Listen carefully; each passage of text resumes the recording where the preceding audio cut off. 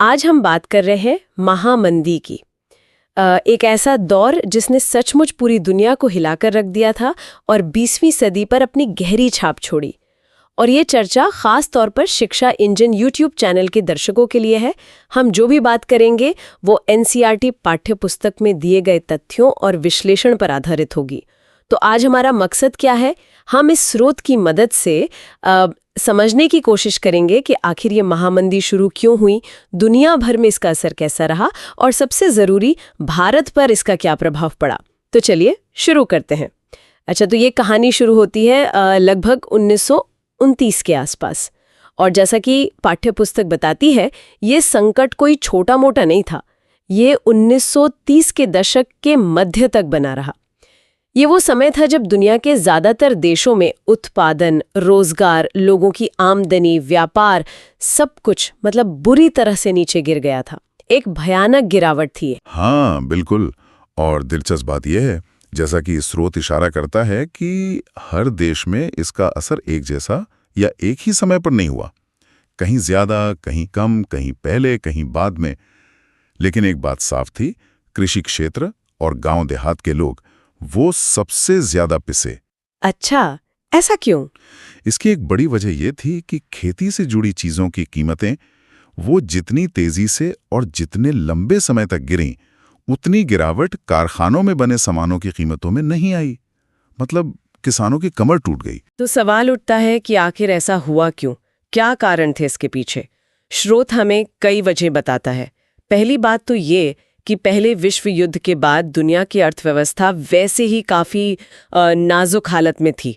और इसी में एक बड़ी समस्या पहले से चली आ रही थी, खेती बाड़ी में ज़रूरत से ज़्यादा पैदावार, एग्रीकल्चरल ओवर प्रोडक्शन जिसे कहते हैं। कीमतें वैसे ही गिर रही थी, इसने इसे और बिगाड़ दिया। अब सोचिए, कीमतें गिरी, किसानों की आमदनी कम हुई, तो उन्होंने क्या किया? पाठ्यपुस्तक के अनुसार अपनी कुल आमदनी बनाए रखने के चक्कर में किसानों ने और ज्यादा उत्पादन करने की कोशिश की ताकि ज्यादा माल बाजार में बेचकर घाटा पूरा कर सकें। ये थोड़ा मतलब उल्टा नहीं लगता? बिल्कुल। ये सुनने में थोड़ा अजीब जरूर लगता है, लेकिन उस वक्त के किसानों के नजरिए से देखिए, उन्हें शायद लगा कि ज्यादा बेचेंगे तो कुछ भरपाई हो जाएगी। लेकिन हुआ इसका ठीक उल्टा। इस कोशिश से बाजार में उपज का अंबार लग गया। स्रोत इसे ग्लूट कहता है, मतलब जरूरत से कहीं ज्यादा। नतीजा, कीमतें और तेजी से नीचे गिरी। हालत इतनी खराब हो गई कि खरीदार ना मिलने की वजह से खेतों में उपज सड़ने लगी। ये एक दुष्चक्र बन गया जिससे निकलना मुश्किल था। बाप रे, ये तो हुई एक वजह, लेकिन एक और बड़ा कारण था जिस पर स्रोत काफी जोर देता है। 1920 के दशक के बीच में दुनिया के कई देशों ने अमेरिका से भारी कर्ज ले रखे थे। हाँ, अपने यहाँ निवेश करने के लिए। उस समय अमेरिका से पैसा उधार लेना बहुत आसान भी था, क्योंकि अमेरिकी अर्थव्यवस्था फल फूल रही थी। लेकिन जैसे ही इकोनॉमी में थोड़ी गड़बड़ी के संकेत मिले, बस वैसे ही अमेरिकी कर्ज देने वाले घबरा गए एकदम से। पाठ्यपुस्तक के आंकड़े वाकई चौंकाने वाले हैं। 1928 के पहले 6 महीनों में अमेरिका ने दूसरे देशों को $1 अरब से ज्यादा का कर्ज दिया था। सोचिए कितनी बड़ी रकम है। लेकिन एक साल के अंदर ही 1929 तक ये रकम घटकर सिर्फ चौथाई रह गई। सिर्फ चौथाई? हाँ। अब जाहिर है जो देश अमेरिकी कर्जों पर बहुत ज्यादा निर्भर थे, उनके सामने अचानक एक बहुत बड़ा संकट खड़ा हो गया। पैसा आना बंद हो गया एकदम। और अमेरिका से इस कर्ज के वापस खींचे जाने का असर सिर्फ कर्ज लेने वाले देशों तक ही सीमित नहीं रहा होगा, है ना? इसने पूरी दुनिया को अपनी चपेट में ले लिया होगा। बिल्कुल, अलग अलग तरीकों से। देखिए, यूरोप में इसका असर सीधे बैंकिंग सिस्टम पर पड़ा। कई बड़े बैंक दिवालिया हो गए। ब्रिटेन की पाउंड स्टर्लिंग जैसी मजबूत मानी जाने वाली मुद्राएं भी बुरी तरह लुढ़क गईं। मतलब उनकी कीमत अंतर्राष्ट्रीय बाजार में बहुत गिर गई। व्यापार करना और मुश्किल हो गया। और बाकी दुनिया में, लैटिन अमेरिका वगैरह में, वहां जहां अर्थव्यवस्था खेती और कच्चे माल पर ज्यादा निर्भर थी, वहां चीजों की कीमतों में जो गिरावट पहले से चल रही थी वो और ज्यादा तेज हो गई। संकट गहराता चला गया। और अमेरिका ने खुद को बचाने के लिए क्या किया? पाठ्यपुस्तक बताती है कि उन्होंने अपने उद्योगों को बचाने के लिए बाहर से आने वाले सामानों पर आयात शुल्क यानी इंपोर्ट ड्यूटी लगभग 2 गुना कर दिया। हाँ, उन्हें लगा इससे अमेरिकी सामान बिकेगा। लेकिन इस कदम ने तो जैसे दुनिया के व्यापार की कमर ही तोड़ दी। एक और बड़ा झटका। ये तो विडंबना ही है कि खुद को बचाने की कोशिश ने वैश्विक समस्या को और बढ़ा दिया। और अमेरिका खुद भी तो बुरी तरह फंसा था, है ना? स्रोत कहता है वो सबसे ज्यादा प्रभावित औद्योगिक देशों में से था। बिल्कुल सही कहा। कीमतों में गिरावट और मंदी की आशंका ने अमेरिकी बैंकों को भी डरा दिया। उन्होंने ना सिर्फ बाहर कर्ज देना बंद किया, बल्कि अपने देश के अंदर भी कर्ज देना बहुत कम कर दिया। और जो पहले से दिए हुए कर्ज थे उन्हें सख्ती से वापस मांगना शुरू कर दिया। ओह, इसका असर क्या हुआ होगा फिर? सोचिए, किसान अपनी फसलें नहीं बेच पा रहे थे, लोग कर्ज नहीं चुका पा रहे थे तो उनके घर नीलाम हो रहे थे, और छोटे बड़े कारोबार वो ठप पड़ रहे थे। पाठ्य पुस्तक में एक बड़ी मार्मिक बात कही गई है। गिरती आमदनी के कारण अमेरिका में लाखों परिवार ऐसे थे जो अपने कर्ज चुकाने में नाकाम रहे। उन्हें अपने घर, अपनी गाड़ियां और वो सारी उपभोक्ता वस्तुएं छोड़नी पड़ी जिन्हें उन्होंने 1920 के दशक की समृद्धि में खरीदा था। स्रोत कहता है कि वो उपभोक्तावादी समृद्धि जैसे धूल के गुबार में गायब हो गई। वो अमेरिकी सपना जैसे बिखर रहा था। हाँ, और बेरोजगारी वो तो आसमान छू रही थी। लोग काम की तलाश में एक शहर से दूसरे शहर लंबी लंबी दूरियां तय करने को मजबूर थे। और आखिरकार, जैसा स्रोत रेखांकित करता है, अमेरिका का पूरा बैंकिंग सिस्टम ही चरमरा गया।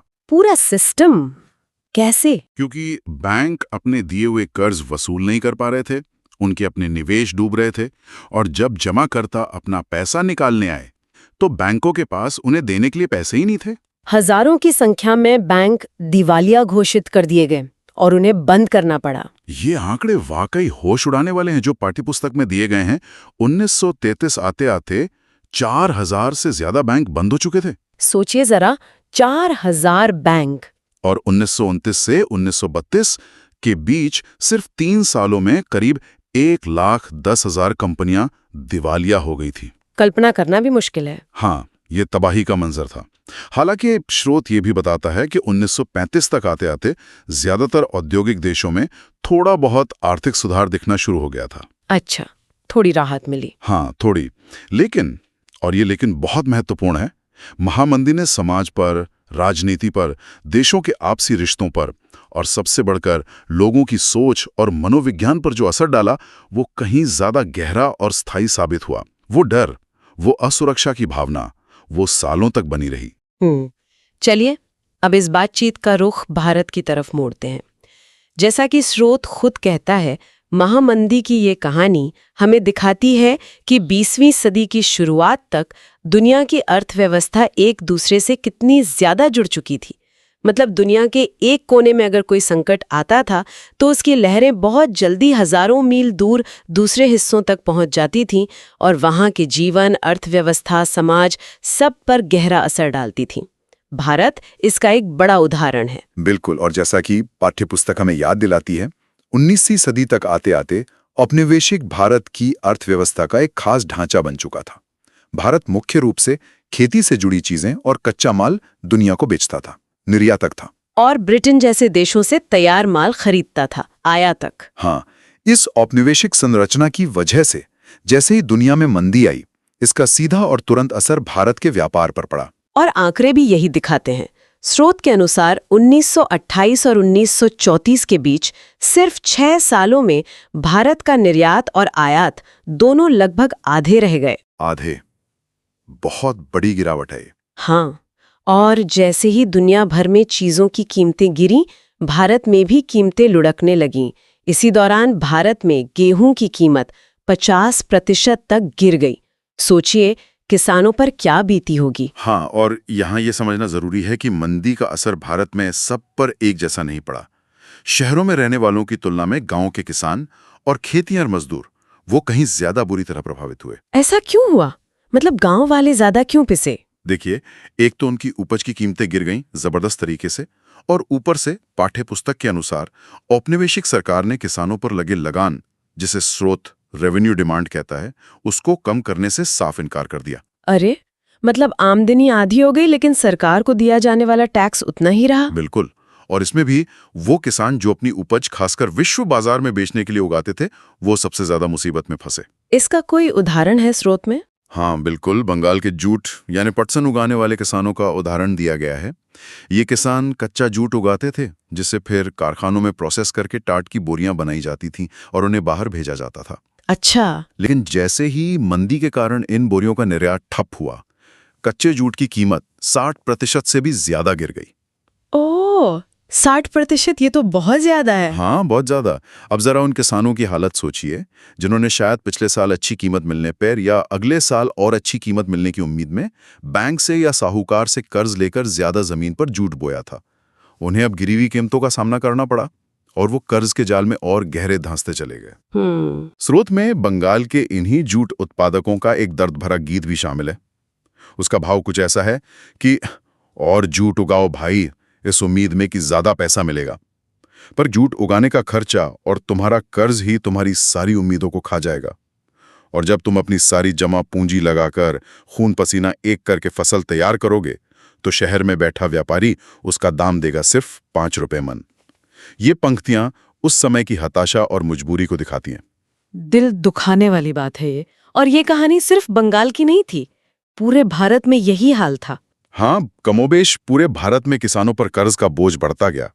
अपनी रोजमर्रा की जरूरतें पूरी करने और लगान चुकाने के लिए उन्हें अपनी सालों की बचत खर्च करनी पड़ी, अपनी जमीनें गिरवी रखनी पड़ी।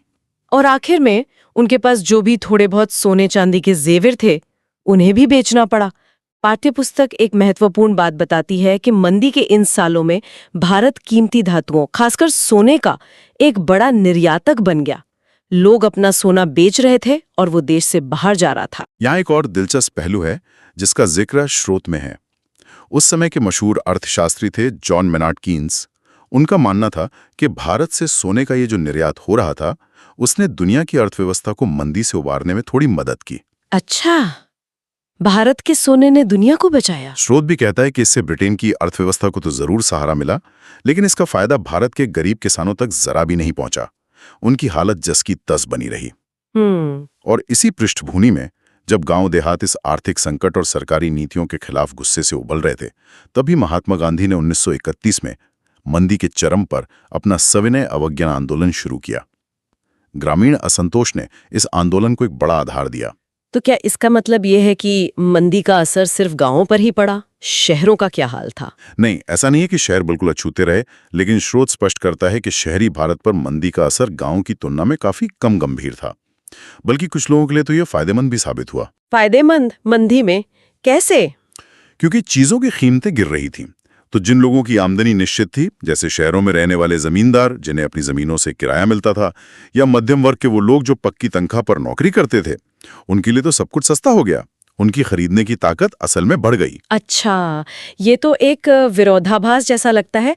एक तरफ गांव तबाह हो रहे थे और दूसरी तरफ शहरों में कुछ लोग बेहतर महसूस कर रहे थे। हाँ, ये उस समय के भारत की अंदरूनी असमानताओं को दिखाता है। और एक और महत्वपूर्ण बात हुई शहरी क्षेत्र में। स्रोत बताता है कि इस दौरान भारत में औद्योगिक निवेश असल में बढ़ा। निवेश बढ़ा मंदी के दौरान? हाँ, ऐसा इसलिए हुआ क्योंकि राष्ट्रवादी नेताओं और जनता के दबाव में आकर सरकार को भारतीय उद्योगों को टैरिफ संरक्षण देना पड़ा। आसान भाषा में कहें तो बाहर से आने वाले तैयार माल पर टैक्स बढ़ा दिया गया, जिससे भारत में बने सामान सापेक्ष रूप से सस्ते हो गए और घरेलू उद्योगों को बढ़ावा मिला। अच्छा, तो चलिए अब तक की इस पूरी बातचीत को समेटते हैं। हमने इस एनसीईआरटी सामग्री के जरिए क्या मुख्य बातें समझी? पहली बात तो ये कि महामंदी कोई एक अकेली घटना का नतीजा नहीं थी, बल्कि ये खेती में जरूरत से ज्यादा पैदावार और अमेरिकी कर्जों के अचानक बंद हो जाने जैसे कई जटिल कारणों का मिला-जुला परिणाम थी। बिल्कुल, और इसका असर पूरी दुनिया पर पड़ा। इसने अंतर्राष्ट्रीय व्यापार को चौपट कर दिया, बैंकिंग व्यवस्था को हिला दिया, करोड़ों लोगों को बेरोजगार कर दिया, और सबसे ज्यादा मार पड़ी खेती पर निर्भर रहने वाले समुदायों पर। अमेरिका जैसा शक्तिशाली देश भी इससे बच नहीं पाया। वहां बैंक ढह गए, कंपनियां बंद हो गईं और बड़े पैमाने पर तबाही मची। भारत की बात करें तो मंदी ने यहाँ के व्यापार को लगभग आधा कर दिया।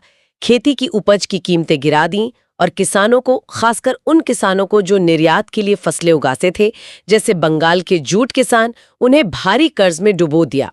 ऊपर से औपनिवेशिक सरकार की लगान कम न करने जैसी नीतियों ने उनकी तकलीफों को और बढ़ा दिया। हाँ, लेकिन साथ ही हमने ये भी देखा कि शहरी भारत में, खासकर जिनकी आमदनी पक्की थी या जिन्हें सरकारी संरक्षण मिला, उन पर असर कम हुआ। ये भारत के अंदर ही मौजूद गहरी आर्थिक खाई को दिखाता है। और भारत से जो सोना बाहर गया, उसने भले ही ब्रिटेन और दुनिया की अर्थव्यवस्था को थोड़ा सहारा दिया हो, पर यहाँ के किसानों के आंसू पोंछने में वो नाकाम रहा, जिससे ग्रामीण भारत में असंतोष और बढ़ा। कुल मिलाकर ये पूरी कहानी हमें यही सिखाती है कि दुनिया की अर्थव्यवस्थाएं एक दूसरे से कितनी गहराई से जुड़ी हुई हैं। हजारों मील दूर घटने वाली घटनाएं भी हमारे अपने जीवन, हमारे समुदायों और हमारी अर्थव्यवस्थाओं को सीधे तौर पर और गहराई से प्रभावित कर सकती हैं। और अंत में एक विचार जिस पर शोध भी हमें सोचने को मजबूर करता है। पाठ्यपुस्तक कहती है कि मंदी के जो तात्कालिक आर्थिक प्रभाव थे वो तो शायद कुछ सालों में कम हो गए या खत्म हो गए, लेकिन समाज पर, राजनीति पर, देशों के आपसी संबंधों पर और लोगों की सोच पर जो असर पड़ा वो कहीं ज्यादा लंबे समय तक बना रहा, वो ज्यादा स्थायी साबित हुआ। तो ये हमें सोचने पर मजबूर करता है, आज के दौर में हम जिन वैश्विक संकटों का सामना कर रहे हैं, चाहे वो आर्थिक हों, स्वास्थ्य से जुड़े हों या पर्यावरण से, वो आने वाली पीढ़ियों की मानसिकता, उनके मूल्यों और दुनिया को देखने के उनके नजरिए को किस तरह से आकार दे सकते हैं। ये एक बड़ा सवाल है जिस पर विचार करना जरूरी है।